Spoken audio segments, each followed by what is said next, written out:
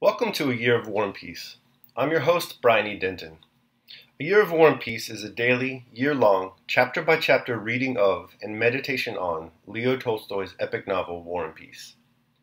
In these videos and podcasts, you'll be treated to a free reading of one chapter per day of the novel, plus a reflective essay I've written individually tailored to that day's chapter.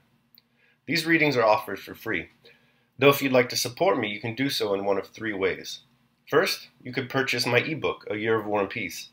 It features the entire novel, plus all of my reflective essays, and it's only $2.99 on Amazon.com. You could also become a patron at patreon.com/Brian E. Denton. If you sign up there, you'll receive a sonnet once a month, plus a link to an ebook of my collected sonnets. Finally, if you like, you can make a one-time donation to my PayPal account. The email there is brianedenton@gmail.com. You can also use that email to contact me. I'd be happy to hear from you. Your support is greatly appreciated. Today's reading and reflection is on Chapter 101. Chapter 101. Rostov had come to Tilsit the day least suitable for a petition on Denisov's behalf. He could not himself go to the general in attendance, as he was in mufti, and had come to Tilsit without permission to do so, and Boris, even had he wished, could not have done so on the following day. On that day, June 27th, the preliminaries of peace were signed. The emperors exchanged decorations. Alexander received the Cross of the Legion of Honor, and Napoleon the Order of St. Andrew of the First Degree. And a dinner had been arranged for the evening, given by the battalion of the French Guards to the Przebojowski's battalion. The emperors were to be present at that banquet. Rostov felt so ill at ease and uncomfortable with Boris that when the latter looked in after supper, he pretended to be asleep, and early next morning went away, avoiding Boris.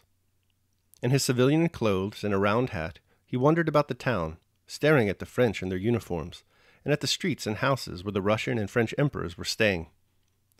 In a square he saw tables being set up and preparations made for the dinner. He saw the Russian and French colors draped from side to side on the streets, with huge monograms, A and N. In the windows of the houses also flags and bunting were displayed.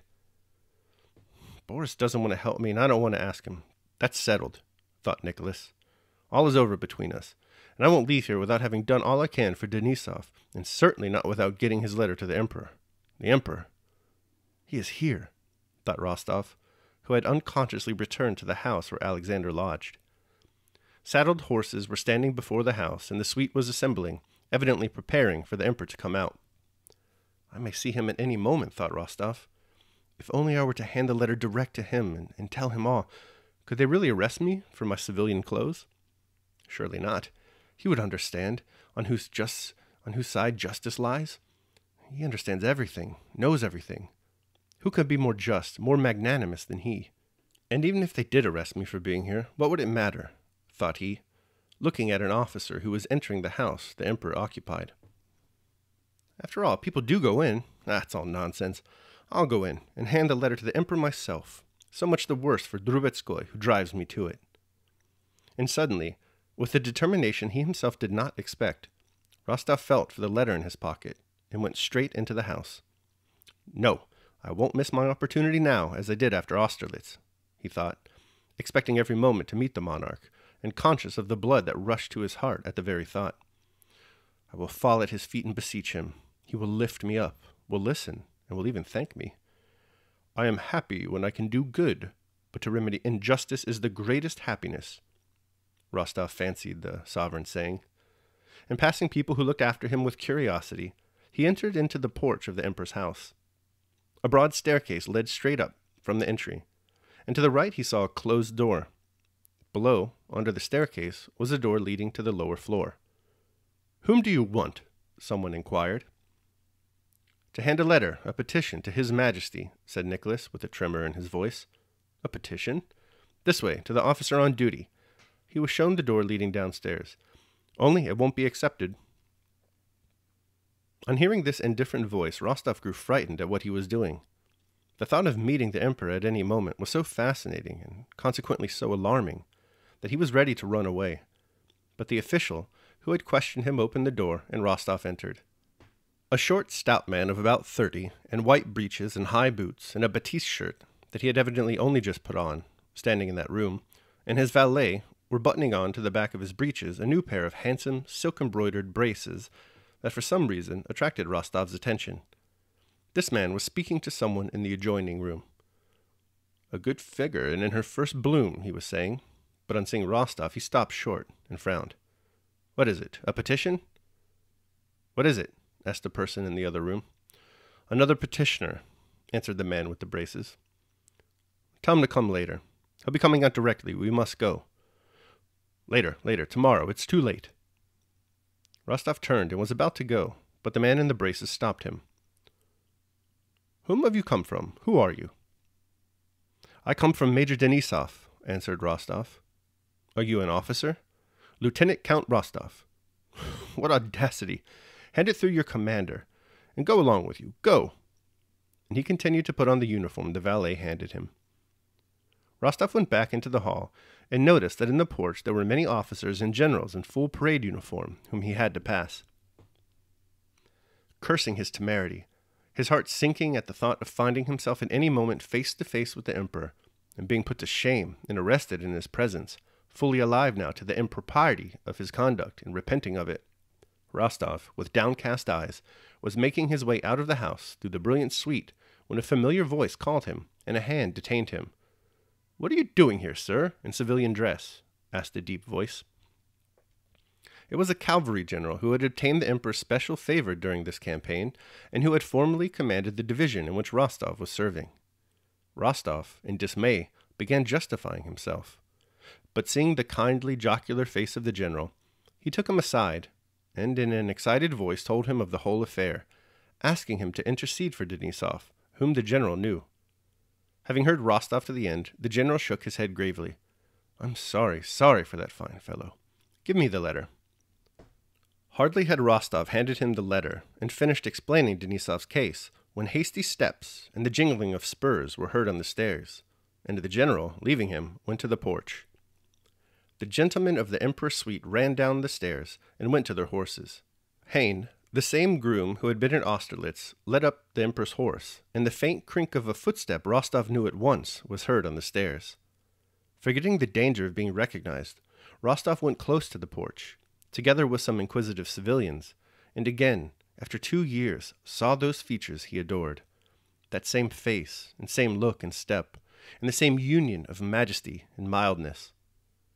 And the feeling of enthusiasm and love for his sovereign rose again in Rostov's soul in all its old force. In the uniform of the Preobrazhensk regiment, white chamois leather breeches and high boots, and wearing a star Rostov did not know, it was the Legion d'Honneur, the monarch came out into the porch, and putting his gloves and carrying his hat under his arm. He stopped and looked about him, brightening everything around by his glance. He spoke a few words to some of the generals, and recognizing the former commander of Rostov's division, smiled and beckoned to him.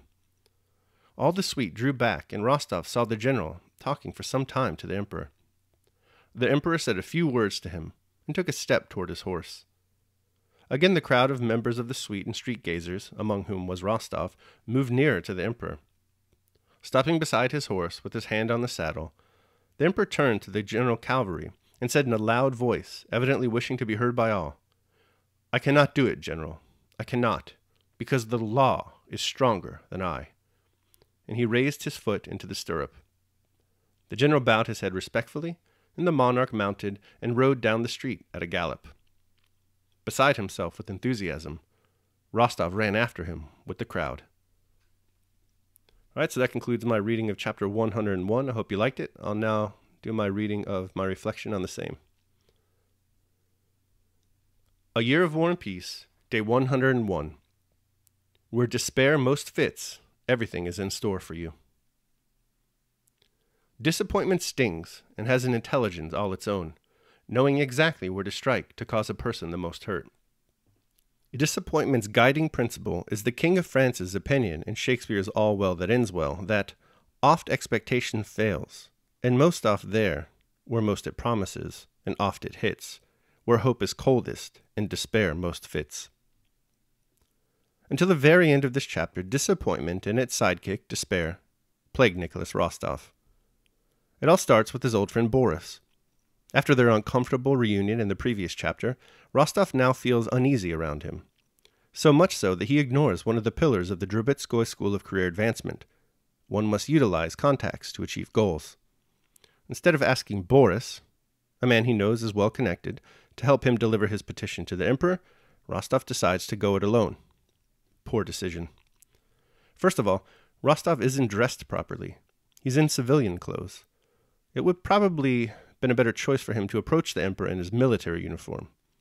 Rostov comes to understand this only after attempting to make delivery of the petition and being rejected.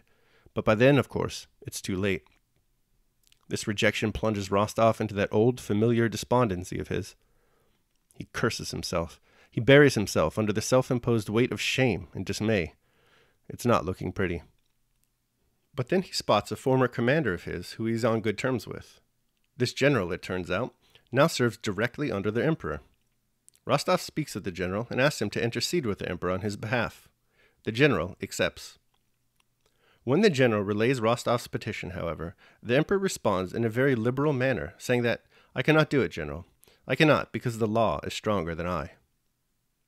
While it's good that Russia has a leader ostensibly supportive of the rule of law, this doesn't bode well for Rostov and his desire to gain pardon for Denisov. You'd think this would push Rostov even further into despair. But his love and respect for the emperor is overwhelming, and by chapter's end, he runs off with the crowd after his beloved sovereign. Even though Rostov ends this chapter on a high note, he spends the majority of it living in a minor key. His despair is born of his disappointment. We've discussed before the importance of premeditation of evils in terms of building up resilience against adversity. Rostov, or anyone for that matter, may benefit from practicing, particularly at work when interacting with superiors, a little premeditation of evils. Daily meditation. The blow of an anticipated evil falls soft. Fools, however, and those who trust fortune, find every fashion new and unexpected. For the untaught, a large portion of the evil is its novelty.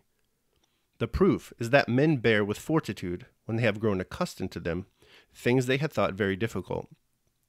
The sage accustoms himself to evils before they come, and what others make easy by long toleration, he makes easy by long cogitation.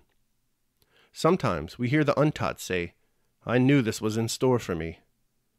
The sage knows that everything is in store for him, and whatever happens, he says, "I knew it." Seneca, Letter on the Soul Good. All right, so that concludes my reading and reflection on chapter 101. I hope you liked it. Thanks so much for joining me. Remember that if you'd like to support me, you can do so either by purchasing the ebook, A Year of War and Peace, becoming a patron at patreon.com, or making a one-time donation at PayPal. The links to all that are below. Your support is greatly appreciated. Tomorrow we'll be reading and reflecting on chapter 102. I hope you'll join me. Until then, take care of yourselves and others.